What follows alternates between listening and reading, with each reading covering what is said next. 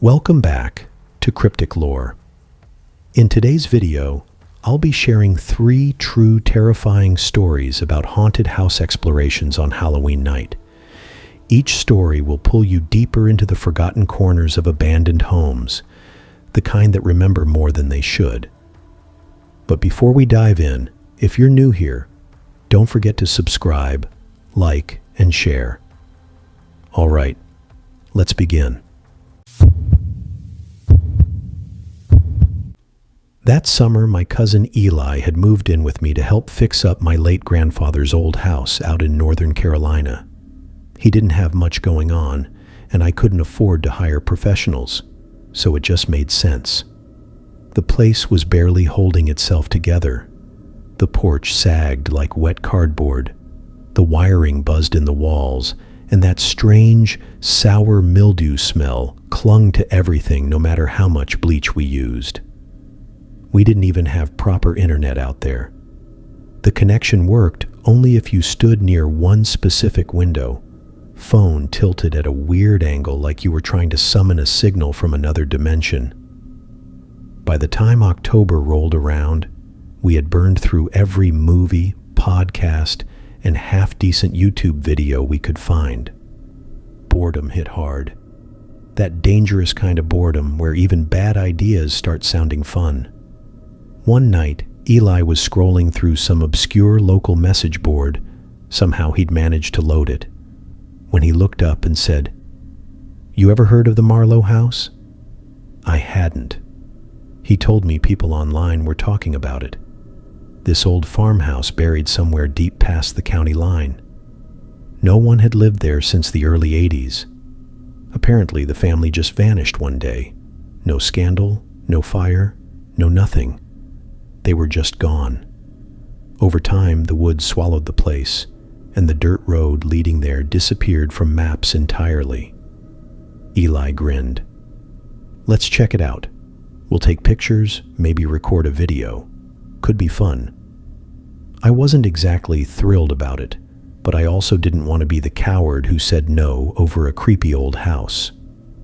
So, we packed a few things: headlamps, a flashlight, Eli's audio recorder, and a crowbar. The crowbar was more for peace of mind than anything else. We left just after dark, driving past the last gas station and turning onto a dirt road that looked like it hadn't seen a vehicle in decades. The trees pressed close on both sides, and the headlights barely cut through the overgrowth. When we finally stopped, the house was barely visible behind a curtain of vines and black trees. It looked wrong, like it had been trying to disappear. The porch sagged so low it almost touched the ground, and the vines had crawled up the rails like veins. I remember thinking it didn't feel like a real place, more like a memory someone had left behind. We climbed up carefully. Each board groaned under our boots, but somehow none of them broke. Eli tried the door, and it just swung open. No creak, no resistance. Just open, like it had been waiting.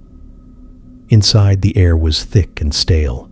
No wind, no scurrying animals, no sound at all. Just silence. The wallpaper peeled down in long curls, and the warped wooden floors sank underfoot. Everything smelled like damp dust and forgotten time. There was no furniture, no clothes, nothing personal left behind. Only empty spaces where life used to be. Eli started narrating into his recorder, playing it up like a found footage investigator. First floor entry, visible structural decay, no signs of recent occupancy. Odor suggests mildew, possibly black mold. He was half joking, but I could tell he was loving it. For us, this was the most excitement we'd had in weeks. In one hallway closet, he found a stack of old photo albums. Most were empty, but one had something written on the inside cover. October 79th, last autumn at home. The pages were blank except for faint stains, maybe water damage, or maybe not. We went upstairs next. The first 2 bedrooms were completely stripped bare, But the third one, the one tucked away at the very end of the hall, still had something inside. A mattress. No frame, no sheets, just a stained, yellowed mattress sagging in the middle like it had been there forever. And above it, drawn across the wall, were dozens of crayon handprints. At first, they looked like random scribbles. But as I stared, they started to make sense. Black, elongated fingers stretching down from the ceiling. No arms, no bodies. Just hands. Something about it made my stomach twist. It wasn't just creepy. It felt active, like those drawings hadn't been made so much as left behind. I told Eli to stop recording. He thought I was joking and laughed, but I wasn't. I couldn't even explain why. I just didn't want that sound in the air anymore. He ignored me and kept narrating.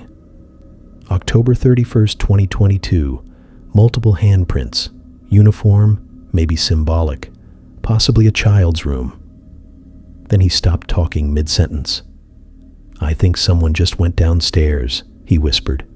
We froze. I didn't hear footsteps, no door, no creak, just a shift. The pressure in the air changed, like the house itself had exhaled. I clicked off my headlamp. Total darkness swallowed us, then burst.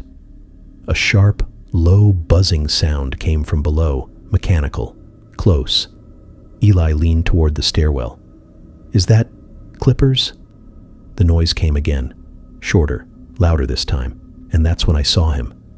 A man was standing at the bottom of the stairs, perfectly still. His face was buried in shadow, but his posture, stiff, unnatural, made my chest tighten. He wasn't waiting for us. It felt like he already had us. In his right hand, something metallic glinted. The clippers. He flicked them on, burst, then started walking up the stairs.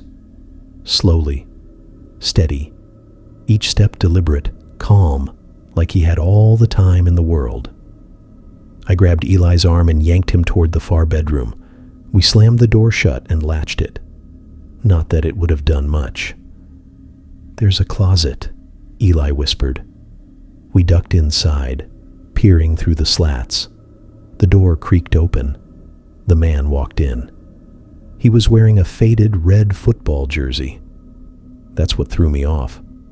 Something so normal in a moment that wasn't. He didn't look around. He just walked to the wall, stopped in front of those hand drawings, and stared. Then he said quietly, almost gently, "Let me clean it up a little." And he started shaving the wall. I'm not kidding. He pressed the clippers to the drywall and buzzed it like it was someone's head. White dust floated down in slow motion as he murmured over and over, "Just a little. Let me clean it up. Just a little." That was it for me. I shoved the closet door open, grabbed Eli, and ran. We barreled down the stairs, out the front door, and didn't look back. I didn't stop running until my legs gave out and gravel tore my palms. We didn't speak the entire ride home. The next morning, I called a realtor and put my grandfather's house up for sale. Eli packed his bags and left 2 days later. Halloween landed on a Friday that year, and my friend Caleb had been hyping up this plan all week. Every old barn had a story. Every hollowed-out church had a rumor attached to it. But Caleb had his eye on one place in particular, this half-collapsed house way out past Blackthorn Ridge. People around town called it Hollow Bend House. Nobody really knew who it originally belonged to. Some said it was built by a farming family. Others swore it used to be a bootlegging hideout.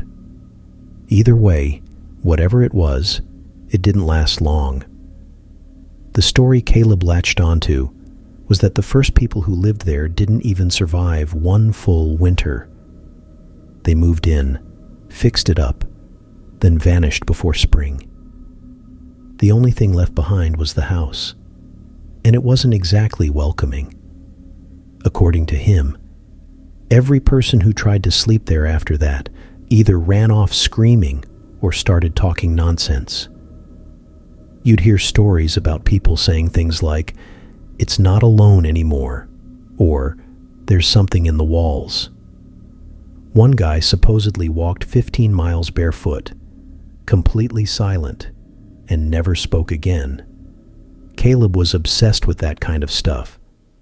He'd spend hours scrolling through ghost forums or digging through old library archives looking for records of hauntings, disappearances, or symbols carved into trees. He wasn't doing it for attention. He really believed in it. He'd tell me some places didn't want to be remembered, that they pushed back if you got too close. I never fully bought into his theories, but I liked Caleb. He had this energy about him, this way of pulling people into his ideas until you were halfway there before realizing what you'd agreed to. So when he said we should go up there on Halloween night to see if the energy changes after dark, I didn't argue. I didn't say yes right away, but I didn't say no either. We left just after 8, dressed like it was any other night, hoodies, jeans, boots. We didn't mind getting muddy. Caleb brought a backpack with snacks, a cheap flashlight, and this little handheld recorder he liked using to document findings, as he called it. I just had my phone and a pocket knife my uncle had given me the year before. The walk took maybe 40 minutes. We parked at the end of an old logging trail because his Honda would have lost an axle going any farther. The moon was almost full, so we barely needed the flashlight.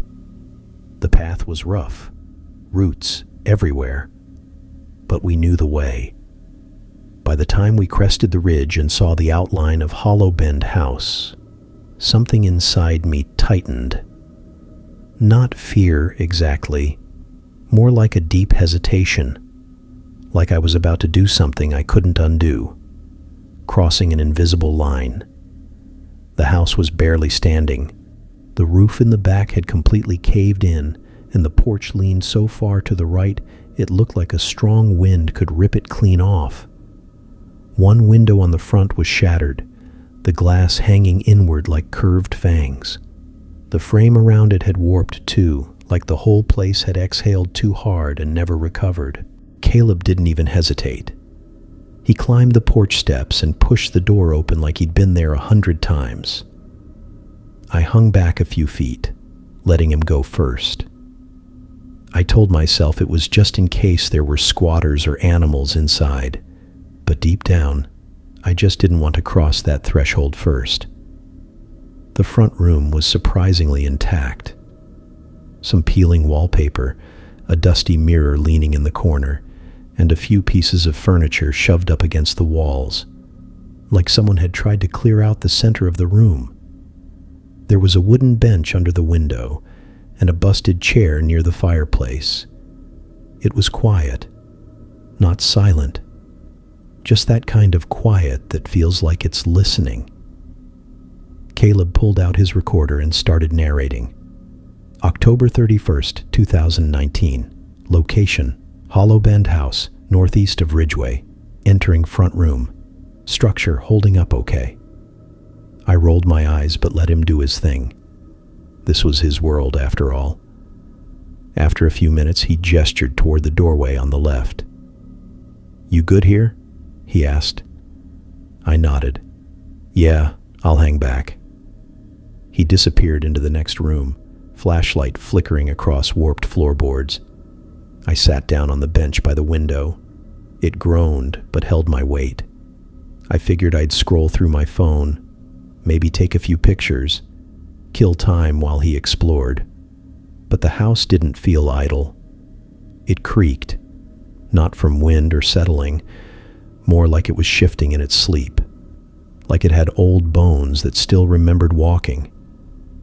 I thought I heard Caleb laugh from somewhere deeper inside, but it sounded wrong, stretched out, like someone had pulled his voice too thin. After maybe 10 minutes, I called out, "Caleb?" Nothing. I called again, louder. Still nothing. Now Caleb had pulled stunts like this before. Once he jumped out from behind a ditch wearing a ragged wolf mask just to see if I'd scream. I did. So I figured he was hiding again, waiting to catch me off guard. I stood up and stepped through the doorway he'd gone through. The moment I crossed over, I felt it. A drop in temperature. Not a breeze, not a draft. Just a sudden chill that clung to my skin. The walls were marked up. Circles, lines, strange geometric loops. Some drawn in chalk, others smeared like they'd been wiped halfway clean. In each corner there were little piles of pebbles. Not random. Arranged. Stacked. Like someone had started some ritual and just stopped. Still no sign of Caleb. I kept moving. Eventually I reached what had once been a staircase. Most of the steps were gone or rotted through. I leaned around the banister and called again. "Caleb, come on, this isn't funny." That's when I heard it. Not footsteps. Something slower, like fabric, or a hand dragging across wood. And then something happened that I still can't explain. I didn't hear a whisper exactly. I felt it. Deep in my chest, like my body recognized a sound my ears hadn't. I took a step back, tripping over one of those pebble piles. My skin buzzed like I'd touched a live wire. I pulled out my phone. 1% battery. I hadn't even noticed it dying. Tried to text Caleb. Screen froze. Never sent. Then I saw it. Something, was standing just inside the next doorway. Not Caleb. This thing was taller, too thin, like its body didn't know how to hold itself upright. It wasn't wearing clothes. Its skin looked stretched, dry and glossy, like wax pulled tight over splintered wood. I whispered, "Caleb," without thinking. My brain hadn't caught up. The thing jerked its head toward me, sharp, too fast, like it had heard something only it could recognize. Then it started moving, not running, not lunging, just walking. Slow, careful, like it wanted me to decide how fast this was going to go. I bolted. My body moved before I even thought. I sprinted toward the front room, my heart hammering, feet slipping on warped wood. I looked back once. Nothing there. But when I reached the front room, it was different. There had been one bench under the window. Now there were two. The chair near the fireplace was gone. One of the benches had a fresh splinter across the seat, like someone had just stood up.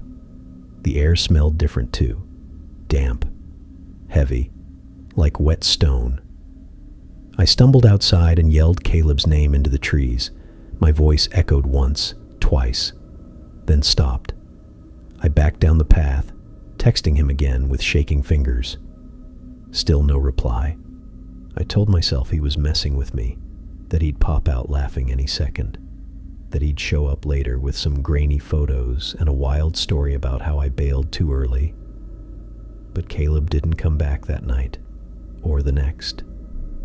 His mom thought he was at his dad's. His dad thought he was at his mom's. 4 days passed before anyone realized he was missing. They found his car still parked under the trees.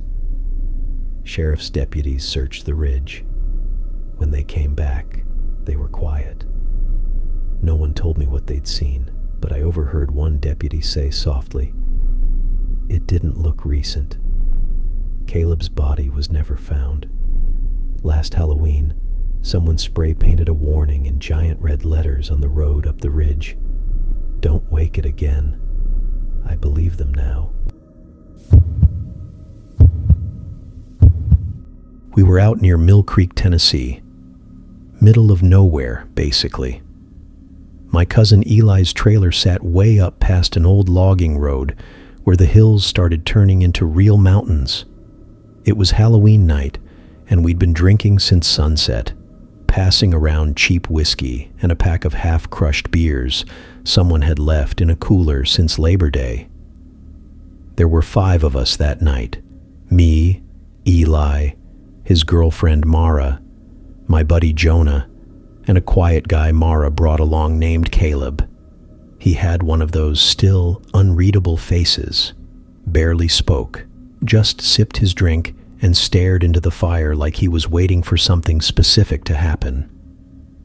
We tried pulling him into our usual trash talk and ghost story routine, but he barely reacted. Somewhere between the 3rd and 4th round of drinks, the Holloway house came up. If you grew up around Mill Creek, you'd heard about it at least once. The story went that a man named Everett Holloway built the place back in the 1950s. Custom stone basement, hand-laid tile, the works. He lived there alone for a while, then one day just vanished. Poof, left everything behind. His truck, his wallet, his tools. Last anyone saw of him, he'd gone down into the basement. Never came back up. Cops found nothing. No signs of a struggle. No one heard a sound. Eventually, the town stopped calling it a mystery and started calling it a warning. The house was left to rot in a pocket of trees about a mile past the ridge. No one ever moved in after that. People claimed they heard strange noises if they got too close. Dragging sounds, whispers, even the sharp smell of pipe smoke when no one was around. We were tipsy, bored, and had flashlights.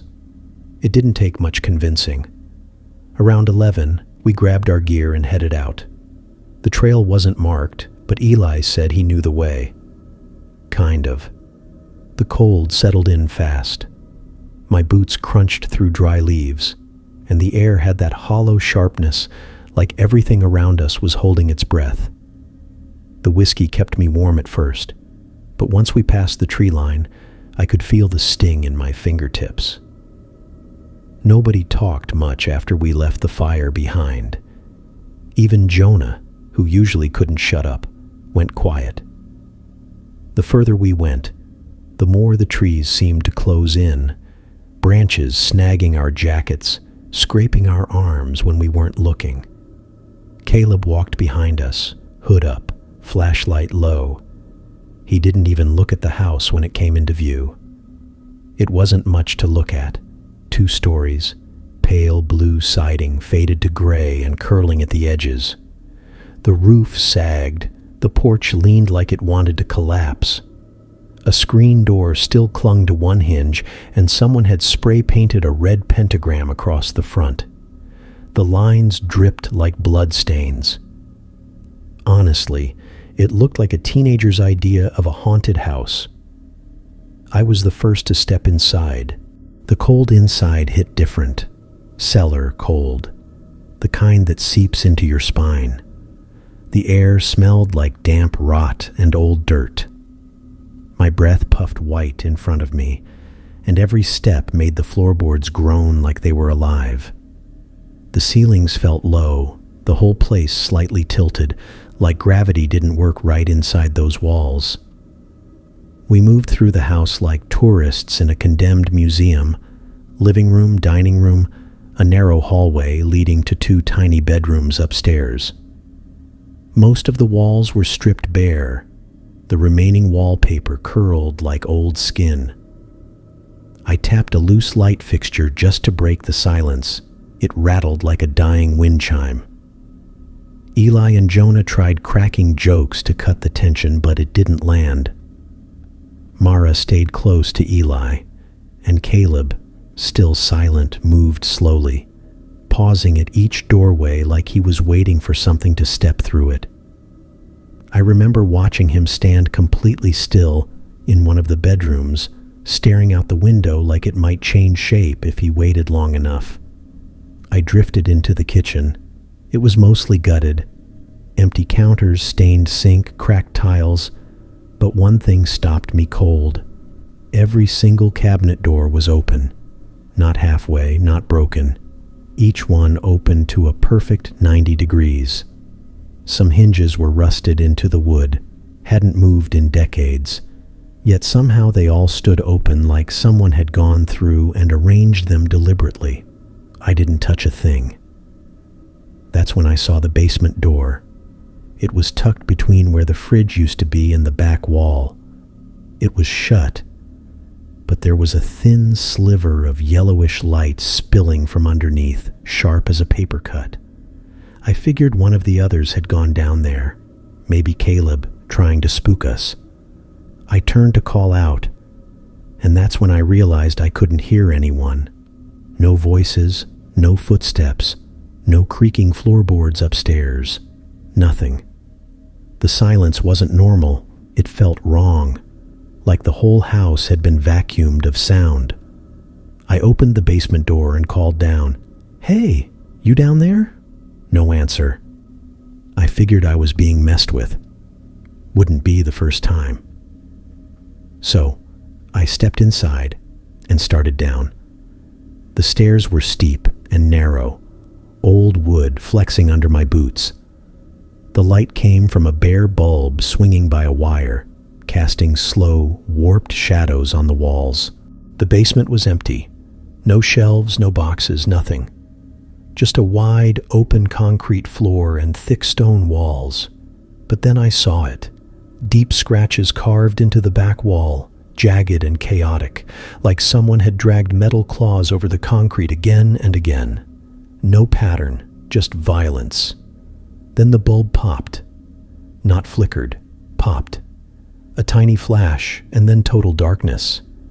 My flashlight snapped on, but my hand was shaking so badly the beam jumped across the walls like it was searching for something that might already be watching me.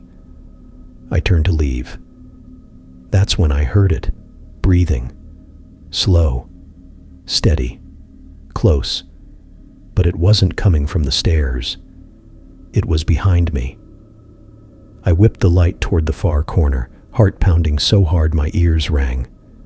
The beam shook as I scanned the stone walls, the scratches, the edges of the room. And then I saw it. A door, low to the ground, flush with the wall. I could have sworn it hadn't been there before. It was wooden, blackened, like it had been soaked in oil or something worse. No handle, just a rusted latch on the outside, and it was open. Barely. The darkness inside wasn't normal darkness. It wasn't that the light couldn't reach. It was that the light refused to go in. It looked hungry. I froze. Then the door creaked wider. No sound before, no draft, just a slow, deliberate inch of movement. And from that impossible blackness came a dragging sound. Metal on stone. Slow. So slow. I ran, didn't shout, didn't warn anyone, just ran. The stairs felt twice as long on the way up.